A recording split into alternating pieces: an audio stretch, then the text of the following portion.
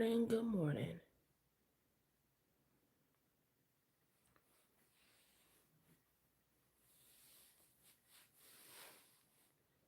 Good morning.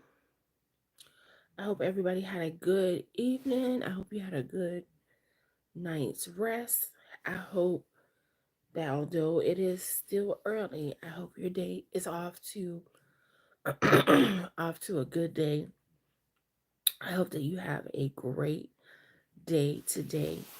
Great morning to you. I hope that you have a really good day. I hope you have a great day. I hope that good news rings your ears on today, that you hear some fantastic news that you have been waiting to hear.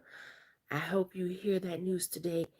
I hope even if you have not been expecting to hear something, that you unexpectedly hear some great news. Great news. So, good morning, everybody. Good morning. Good morning. Good morning. Good morning. I wanted to talk about, excuse me, allergies. I wanted to talk about the importance of having a vision for your life. The importance of having a vision for your life. A lot of people do not have a vision for their life. They're just getting up and going about life every day. But we have to have a vision for our life. So we'll have something to strive for. We'll have something to strive for so that we're thriving in life and not just surviving. We have to have a vision. Oh, excuse me, you all.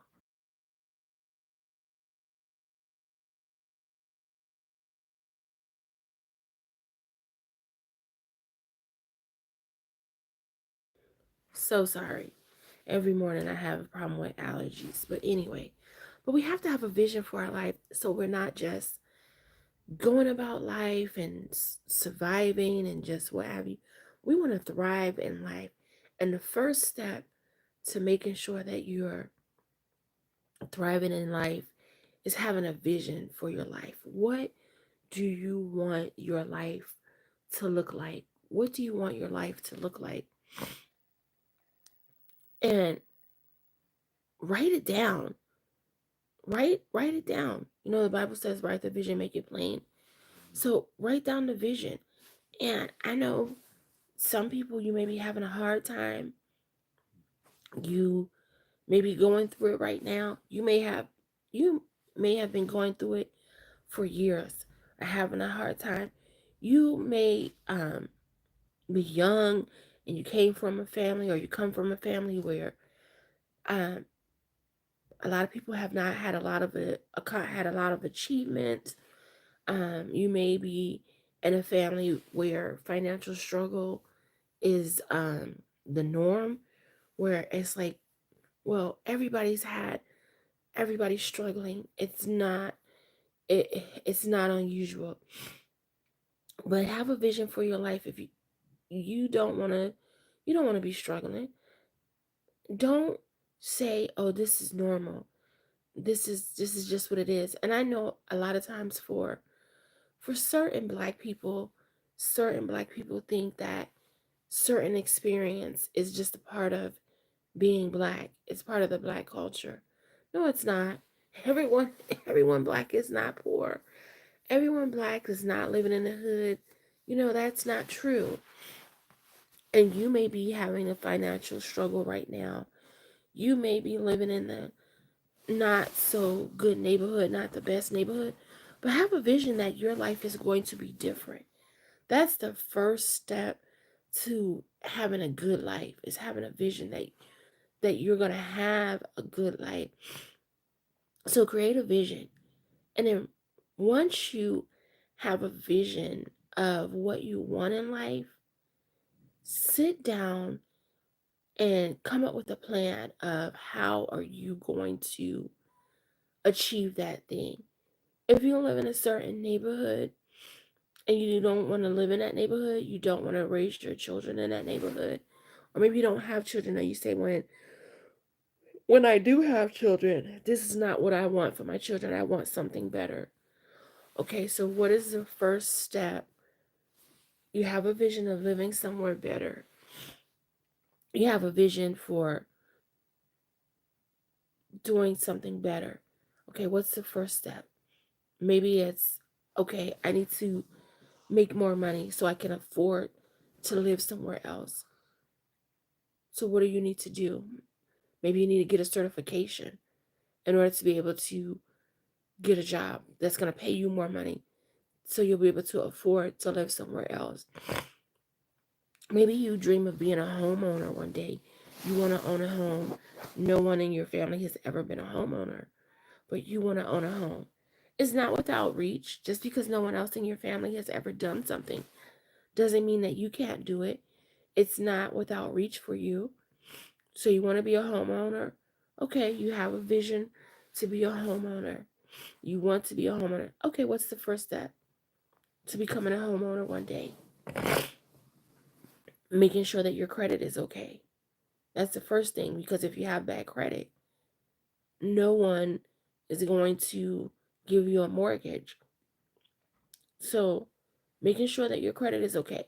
If your credit is terrible, take in the steps to repairing your credit. Find out what is the minimum credit score you need to get a mortgage.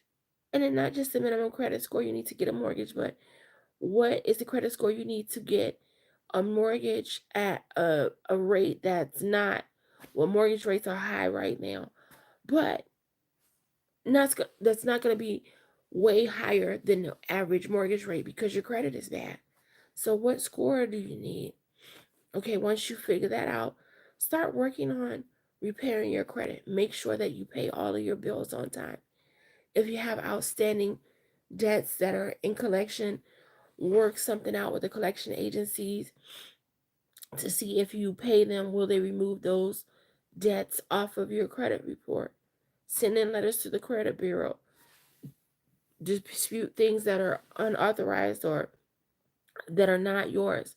Pull your credit report. See what's on your credit. Sometimes we go and we're applying for stuff and we don't even know what our credit looks like. I mean, you pay some things late, but you're just hoping and wishing and praying that, oh, I hope I get approved. No, pull your credit report. You can get your free credit report at annualcreditreport.com. You can get that absolutely free these days and find out what's on your credit report. And you can get that credit report from Equifax, TransUnion, and Experian. All three of the major credit bureaus, you have access to your free credit report. I believe it's still once a week at annualcreditreport.com. So we got to know where where we're at. We can't just say that we want things. And a lot of times people make New Year's resolutions, or not even New Year's resolutions. People will make vision boards and they'll say, I want this. And they'll have it on their vision board. But year after year after year, nothing on the vision board has come to fruition. Okay, because you made a vision board, but you didn't write a plan. You didn't write a plan along with creating a vision board. You didn't have a plan of how you're going to get these things that you put on your vision board. It's not hocus pocus. It's work. It's work and dedication to get what you want in life. So we have to have a vision for our lives, and not only having a vision. I'm sorry, you guys. I'm not quite sure. I see some people on. I don't know if you left comments or not. It's not giving me the feed. So sorry about that. But good morning to everyone. Good morning. Good morning. Good morning. But we have to have a vision for our life. When you have no vision, you're just going about life, waking up every day, going about life, doing the same old mundane thing. Then you're getting discouraged. You don't feel your best emotionally because you feel like, oh, what is this for? What is this for? Opposed to if you have a vision and you have a goal, You have something that you're aspiring to. You have something that you're aspiring to. And when it happens, then you feel really excited and accomplished. You feel really excited and accomplished. So I strongly suggest that if you do not have a vision for your life, sit down, get quiet, turn off the TV, turn off the radio, get off social media. Just sit, get quiet. Good morning, good morning, good morning, Kim. Um, Sit, get quiet, and really think about what it is that you want in life. And be honest. It's your vision. Nobody has to know but you and the good Lord. Be honest. Write it down. Put it on a whiteboard, hang it up in your room, or create a vision board, hang it up. Or what I did in 2023, the end of the year, for good morning, for 2024, I put my vision board on my phone. That way I saw it every day. However many times I turn on my phone, I would see what my vision board was. It kept it at the forefront of my mind and in my sight. So that way I kept working on my goals, kept working on my goals for what it was that I wanted. Have a vision. And if you're not married, and even if you are married, or if you have children, you may be a single parent. What is the vision that you have for your family? What is the good morning? Good morning, Ava. What is the vision that you have for your family? What is the vision that you have if you're a single woman or a single man? What is the vision that you have for you and your spouse one day when you get married? See, a lot of times people when you get married, oh, I want to get married, but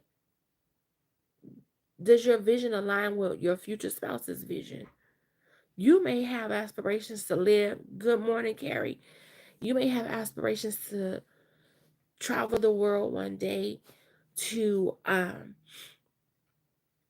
go all over the world.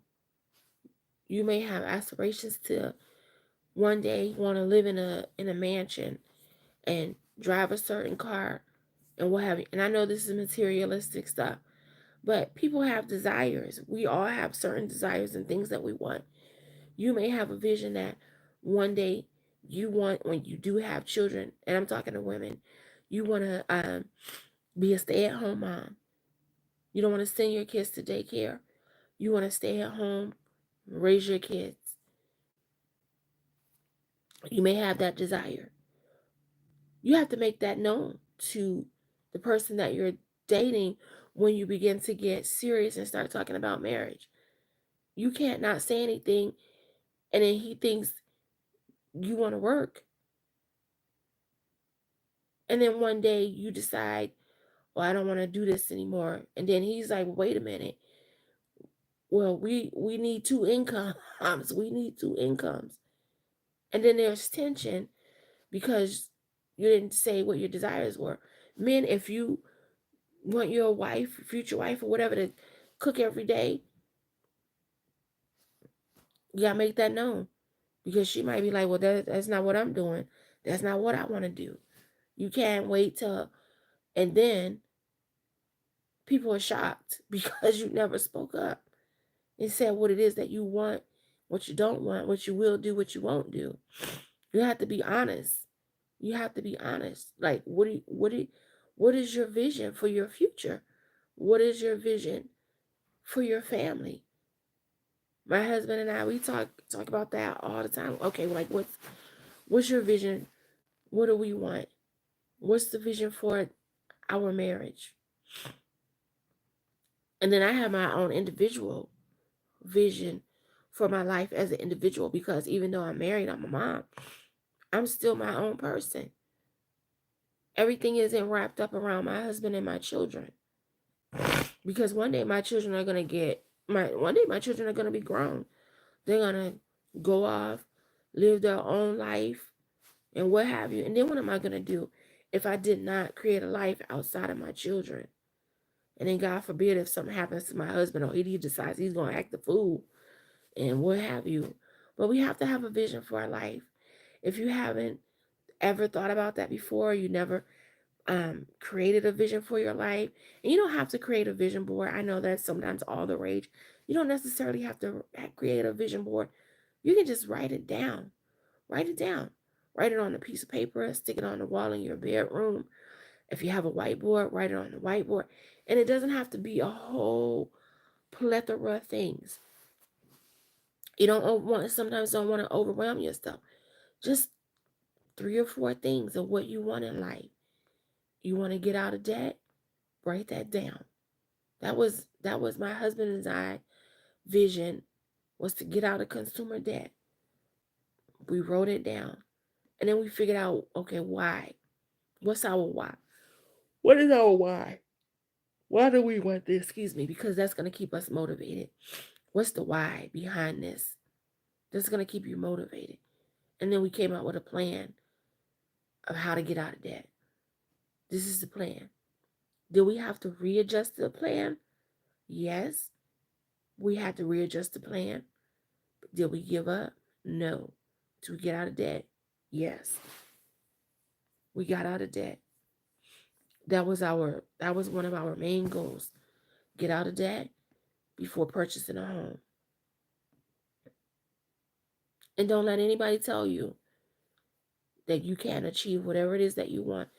Don't even let your own mind, because sometimes we have negative thoughts to say, oh, that's not possible. It's not possible for me to never have debt.